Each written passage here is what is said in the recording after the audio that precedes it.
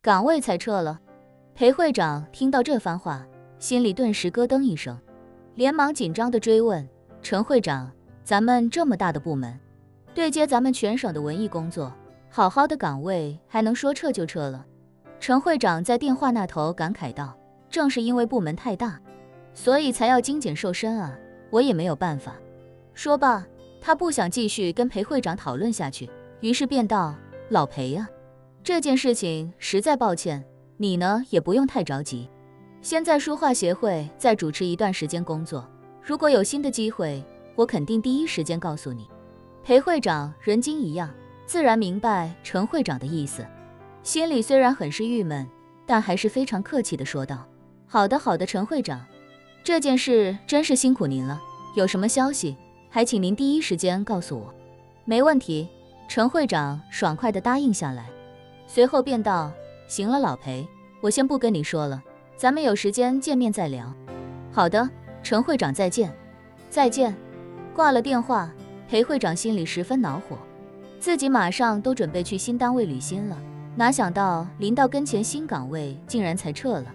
他心里此刻是10000个不甘，别看自己在书画协会是个会长，但书画协会还是太小了，在这当一把手，也就管着20几号人，权力不大，油水更是少得可怜。更关键的是，这个职位的上升空间很窄，只有往省一级、上一级的协会里晋升，除此之外，绝无可能再有别的好机会。错过了这一次，这个口子不知道什么时候才能重开了。裴会长并不知道，自己之所以失去这次晋升的机会，完全是洪武在背后切断了他的上升通道。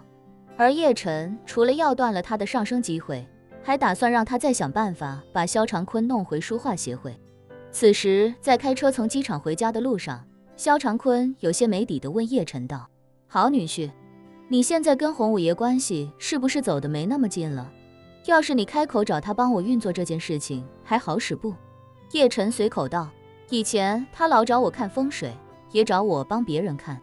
不过最近确实没太多往来了，要不我问他一下吧，看看他能不能帮上忙。萧长坤点头如捣蒜一般，脱口道：对对对，好女婿，你赶紧给他打电话，看看这个事儿还有没有斡旋的机会，我看也只有他开口给姓裴的施压，这事才有戏。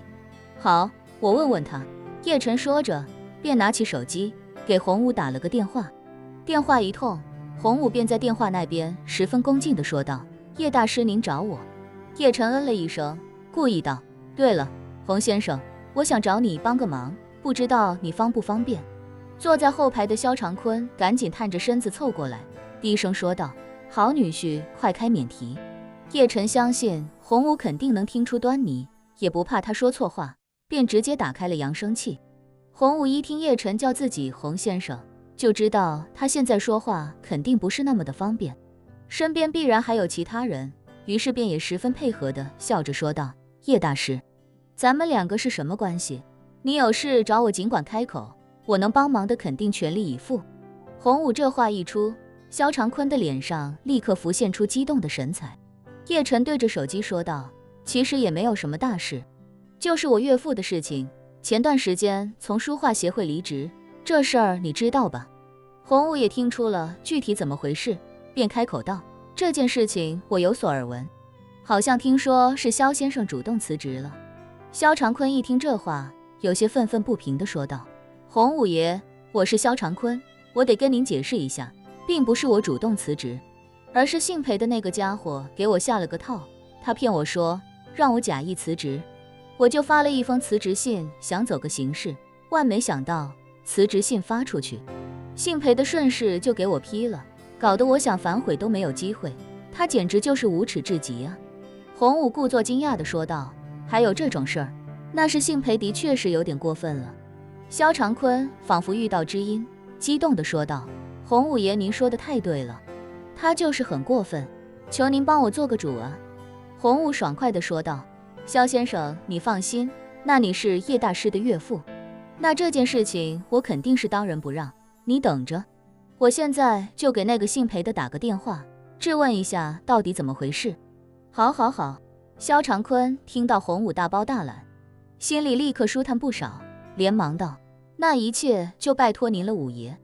洪武笑道，萧先生客气了，我这就联系他问问情况。洪武挂了电话，萧长坤终于长出了一口气，他感慨道，好女婿，看来洪五爷还是很给你面子的，要是他出面帮我出气，说不定我还真能回书画协会。叶晨点点头道，他在金陵确实是有一定影响力的，